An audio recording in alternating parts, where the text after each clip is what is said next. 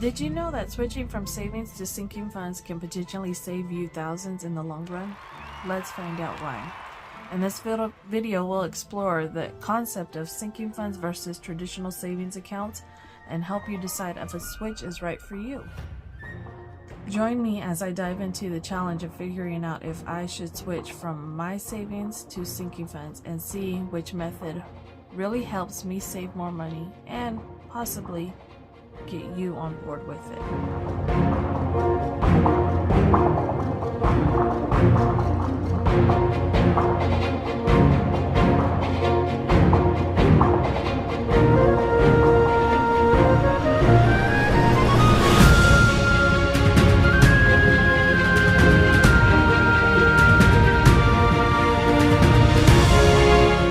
Many people struggle with managing their finances effectively, often relying solely on savings accounts, which may not be the best strategy for long-term financial goals. It's easy to get stuck in a cycle of saving without a clear purpose, leaving us feeling unclear about our financial progress. We might be saving, but are we really making progress towards our goals? Savings accounts can be a great starting point, but they often lack direction, leading us to wonder if we truly making the most of our money, our hard-earned money, if in reality a savings account might not be the most effective way to achieve our financial objectives, especially when it comes to planning for specific expenses or goals. We need more intentional approach to saving, one that helps us allocate our money effectively and make progress towards our financial aspirations. So we'll break down what sinking funds are, how they work, and the benefits they offer compared to traditional savings accounts, including better financial planning and savings growth. A sinking fund is essentially a dedicated pool of money set aside for a specific expense or goal, allowing us to plan and save for the future with more accuracy. By allocating funds towards specific objectives, we can create a clear roadmap for our money, ensuring that we're working towards our goals with purpose. This approach helps us avoid last-minute stress and scrambling when unexpected expenses arise, allowing us to stay in control of our finances. With a sinking fund, we can build a safety net that provides peace of mind, knowing that we're prepared for whatever life throws our way. So one of the primary benefits of sinking funds is that they help us prioritize our financial goals, ensuring that we're focusing on what's truly important to us. By categorizing our savings into specific buckets, we can clearly see where our money is going and make adjustments as needed. This level of transparency helps us identify areas where we can improve, allowing us to make intentional decisions about our financial lives. Furthermore, sinking funds encourage us to think critically about our spending habits, and it does. I can attest to that for sure, helping us distinguish between needs and wants. By doing so, we can make more mindful purchasing decisions, aligning our spending with our long-term goals. Discover the key insight to sinking funds. Sinking funds can help you allocate money for specific future expenses, preventing last-minute financial stress and improving your budgeting skills. With a sinking fund, you can bid farewell to financial anxiety and hello to a sense of calm. And I can attest to that for sure. Knowing that you're prepared for whatever life throws your way, by spreading out the cost of a specific expense over time, you can avoid going into debt or dipping into your emergency fund. This approach helps you develop a proactive mindset, allowing you to tackle expenses head on with confidence. Moreover, sinking funds that empower you to take control of your financial narrative, making it easier to achieve your long-term goals. And to wrap it up, remember that while savings accounts are useful, sinking funds can provide a more structured approach to reaching your financial goals efficiently. So I wanted to go ahead and discuss the difference between, not so much, and you're probably asking, well, Jacqueline or Jack, where are you going with this? Because last video you told us, let's, start cash stuffing our savings. And there is a difference. So between savings accounts and then actual savings that we're actually working on. And so the difference is, so a savings account is typically just your bank holding your money. And a lot of the times those do not have interest. A lot of banks are starting to offer some kind of interest in those specific savings accounts that you can open. I know for sure my credit union, I do have 2 savings accounts. One that is just my regular savings, and that's more of just a buffer, I guess. Savings is what I would call that. And then we also have my it's called a Casasa account, savings account, which it is basically you are through your checking, and it's with your savings. Through your checking, you have to, you have certain criteria that you have to meet on your checkings in order to build interest on your savings that you have in that other savings account. And so that's what I typically, and I know monthly, I know each month I'm definitely going to get like $7.50 toward that savings, and that has interest. So my money, I essentially earning money for spending money on my checking, and it's the drafts. You have to have so many drafts on your checking account. You have to, I believe, go paperless on your statements or something along those lines. It has certain criteria that you have to meet on your checking in order for it to build interest on your savings. And so each month I do get $7.50 for sure, because I do fall within those criteria. But also I build little interest into on top of that. And I can't remember what the amount is or the percentage is on that at this moment, because it changes. But I know definitely every month I get $7.50 added to my savings. And so those of course are our savings that we've been programmed to always have open a checking account and your savings account at your bank. And that is where the sinking funds is what I just discussed, was talking about regarding savings accounts versus these sinking funds. And here I have both my savings challenges and my sinking funds. Now, mind you, if you do eventually go into a high yield savings account, then that's great as well. Everybody should invest in high yield savings accounts, because your money, you have a savings account at your bank, but your money is not building interest on that specific, basic savings account. But if you open a high yield savings account, you're going to get a percentage depending on how much you invest in that savings account. And then it's just going to be based on what that percentage rate is for that at that time. Typically, like I'm with Capital One, and I'm at a 4.9, I believe, interest. So I get that much percentage added to however much I have saved in my account right now. And so those are really beneficial. But for the long-term goals, and typically, you want to be able to transfer your money that you're saving into that high yield savings account. And that's just like, you want to make sure you have that money that's always going to be available to you for those specific things. Now, we jump into the sinking funds part of it. The sinking funds part of it is you're starting up and you have your cash savings or your savings challenges that you're working on.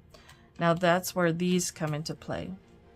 This is just one of my savings binders of many. I have like probably 10, 15 of between 10 and 15 that I'm working on. And as you've seen through my videos, I do pull them out, you know, on the regular, depending on what I'm going to be saving for that day. But these are your savings challenges. This is a fun way to save money. This is why I do my savings. This is what helps me keep building my savings so that I can move it into sinking funds. Of course, I have my sinking funds, my savings videos that I do regularly. And then at the end of every 3 months, I do a sinking fund showdown. So any money that of these savings, so say we are finishing up all these, and say all of these have a goal for these savings. So each of these savings challenges are designated for $100. Now, I've yet to hit it, and I'm getting close on some of these, but they're all $100. Now we get into the holiday ones. These get into the more higher dollar amounts of $200, $280, $300, and you know, around that much for these holiday ones. But the smaller ones that I do on, and we typically do on our savings, this is just a fun way to get our money saved. Okay, because at the end of the day, like if I'm putting my money into my savings account, I don't think about it, but I also know I'm not doing anything with it either. And I'm like, that money's just staying stagnant. It's not building interest. It's not doing anything for me other than just staying hidden over there and maybe, you know, help you on overdraft privilege if you have that, you know, but that's it. Or this way, you're pulling your money out from your bank, but you're also you're having control of your money by doing these savings challenges. And then when you eventually close these out, and as you guys know, I have my folio. And so that folio consists of every challenge but the last 3 months that I've completed. Whenever it comes to the 3-month mark, which will be at the end of, I believe, November. So in December, I will have what I call my sinking fund showdown. So all of this money that is completed will not be touched until I move it into what is called my sinking funds binders. So we play with these, and these are ones that are going to start for the Thanksgiving season. Lovely challenges that I've acquired from channels, different channels that are out there. But also, we do our sinking fund showdown, and this is where your long-term goals and savings come into play. This is what I discussed as far as setting up goals for yourself for the long term, so that you do not have that financial anxiety of having to struggle whenever you don't have the money to for a specific need. This gives you that specific goal, and it meets those needs that you need in your life that pertain to you. These are just 2 of my sinking funds binders. These do not come out until I do my sinking fund showdown, or whenever I do have those moments where I'm like, I don't have cash right now, as far as like for my cat. Of course, for my animals, of course, I dip into their money because I do have a sinking fund for them that is specific to their needs as far as vets, and then as well as their food, things that they need and snacks that they need. So I can always dip into that because I know money is in here for that. And I have. This past month, I had to dip into their money because I had to play catch up on, well, not catch up, it was emergency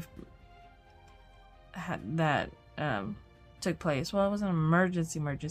It was me helping my daughter with her vehicle.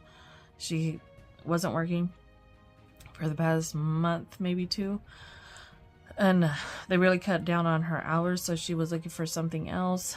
And so I ended up helping her with her car payment, as well as getting her car maintenance, because she really needed it. And I was not going to have her driving around with my granddaughter in her car being messed up. So that did take a lot of hit on my account. So, but with that, I was able to pull whatever I needed for my animals, whatever I needed for anything else out of my sinking funds. So what are sinking funds for that you're asking, right? What are sinking funds? Sinking funds are, again, long-term goals that you want to fulfill, or basic everyday needs that you know you want to have a sinking fund for. Okay, so for mine, we'll just go through these two binders, and I'll give you a rundown of what I have for sinking funds. And I have a goal from each of them. For my emergency, I am working on my $1,000 emergency. As you can see, it does have a prop bill in here, a $100 bill, because I do not keep this money on me all the time. As money gets more and more into each of these binders, this is where I move it into my high yield savings account. And I know that I have this money in my savings account that I can, in the event I need to have an emergency, I can go pull it. But I also know that that money in that savings account is building interest. So I have for my emergency, along with prop bills, because I know $100 at least is in my savings account. And then I have my tracker, and it tells me how much I've built. So my goal is for $1,000 on my emergency, and I'm at $244. Okay. Next is for my jelly bean. Another prop bill, meaning I've already moved $100 into my savings account. Jelly bean is my granddaughter. Whenever I saw my daughter's first sonogram of my grandbaby, I said she looked like a little jelly bean. So that's what I call her. So this is for her, and this is for anything that she needs. And even for her birthdays or Christmas or anything that I want to do for my granddaughter, this is for her. And so as of right now, my goal for her is, I believe it's 400, I believe, on this one. And so I have 146 saved in that one. And then of course we're doing the month ahead. And so I am working on my month ahead, and I'm working on getting at least 3 months ahead, but I am doing 1 month as of right now. Eventually I hope to get to that 3 to 6 month mark. And so we have 144. Holidays, of course, is a big one, and that's probably something you'll want to have, is to start having holiday spending. And that's for all holidays except Christmas, because Christmas has their own. And I set a goal of 500 for this one, and I'm at 113. Birthdays, of course. So this is money that I can dip into for anybody's birthday, depending on, if I get invited or whoever we're celebrating at that time. And that is a goal of 500, and I have $98 in that one.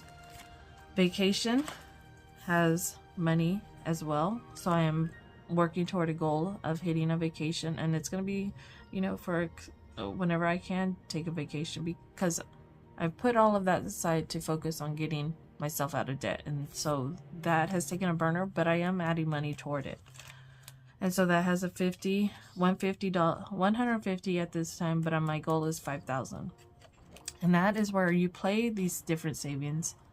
You can have specific savings challenges that you're working on that will be only for for vacation, or for Christmas, or for any of the things that you have as an emergency.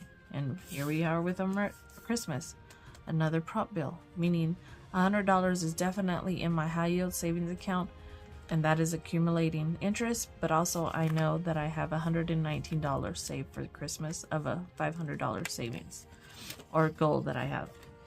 Then we have household. So these are anything other than your mortgage or groceries. This is household items, buying, things that you're cleaning product, things for your yard, anything that pertains to your house. I am building in a fund for that, a sinking fund for that, because I know typically I have to buy those things. And so that has a $500 goal with $84 saved right now. And then we have my car fund, which this is for car maintenance mostly, because I am working a month ahead. So this is more of a car maintenance. So I just have this as a car fund with a goal of, I didn't set a goal on this one, that I did, but I have 129. And then we have my health. So anything for prescriptions, any doctor's visits, I am saving for that. So these are just things that you can, subscriptions. I definitely want to get to my subscriptions and make sure I stay ahead of those.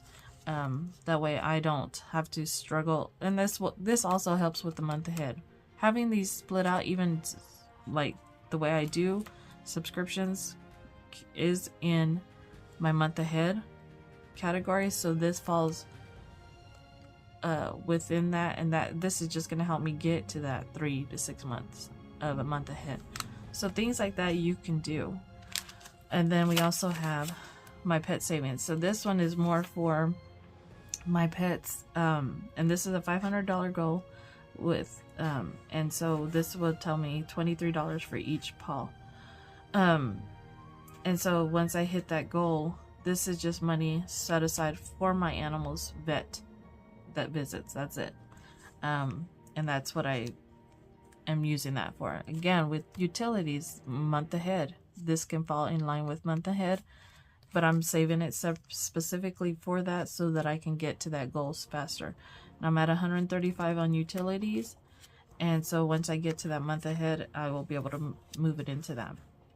And then we have taxes, lovely taxes. Of course, being an entrepreneur, as I'm focusing more and more on my own branding and business, I also am working on getting to that. I know I'm gonna need to pay taxes eventually on those things that I have.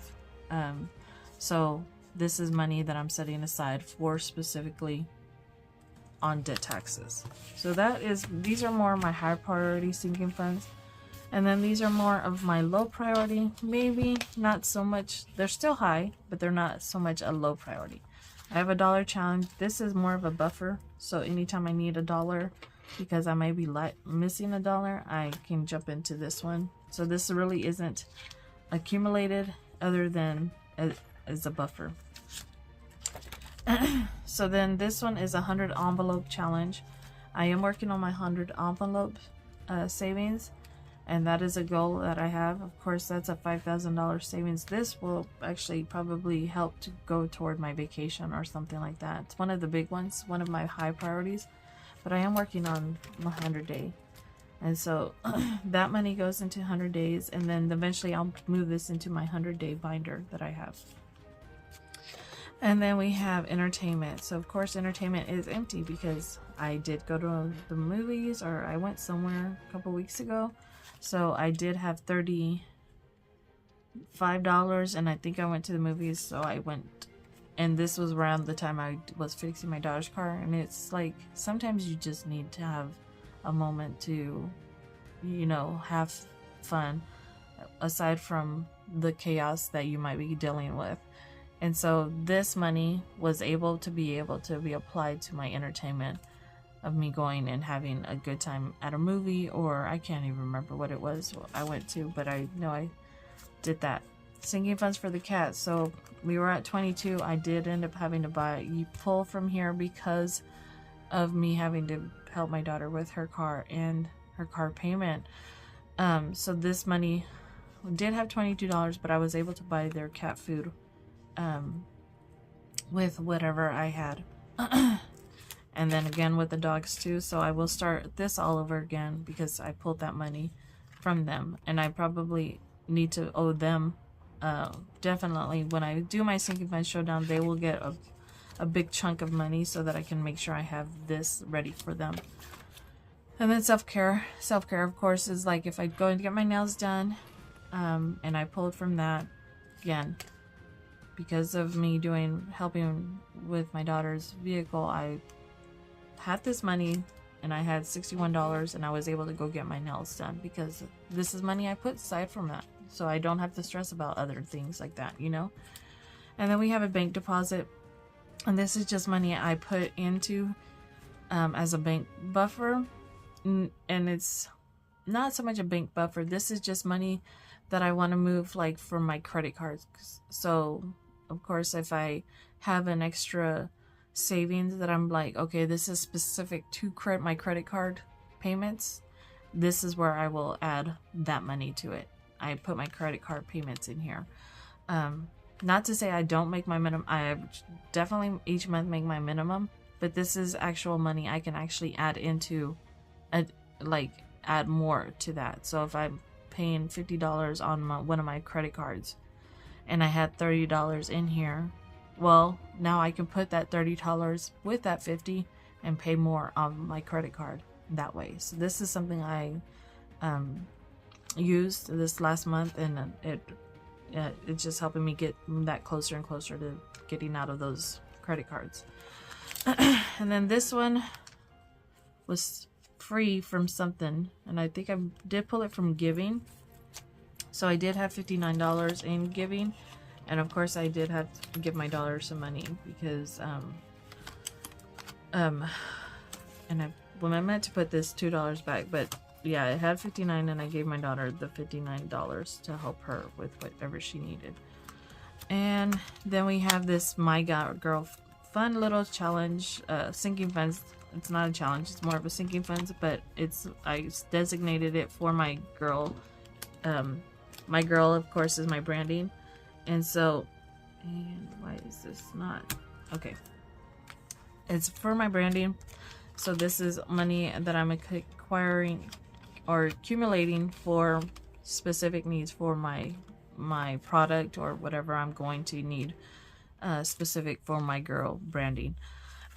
And that is pretty much it for these two. Now I do have more sinking funds. This is not just it. There's probably 2 or 3 other ones I want to say.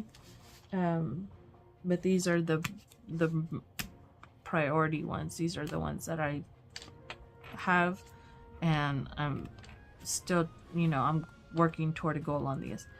And so that is where sinking funds and say what sinking funds versus savings can do for you. And this is how a good way to start. You don't have to have tons and tons of binders. You don't have to have tons and tons of savings to play with. Start with one binder. Maybe have like 3 or 4 of your top priority sinking funds that you want, especially like house, your car maintenance, your holidays, birthdays, those things that are important to you. Create a sinking fund for it. Create a little envelope for those, and then use your savings to be able to add and start building that. Doesn't mean you have to like all hit money in each of these. That's why I do my savings funds every 3 months. The ones that are completed, I move them into these sinking funds. And so I hope this helps, guys. I hope this helps you guys determine what is best for you.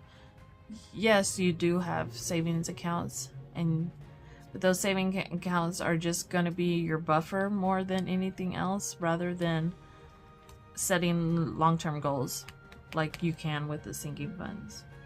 So, but anyways, guys, I hope you enjoyed this video. If you did, give it a thumbs up, and don't forget to leave a comment regarding if this helped you guys, and if you and what is your plan of action on whether you're going to, you know, what is your way of starting sinking funds, or just leave a comment about how you plan to tackle your long-term goals.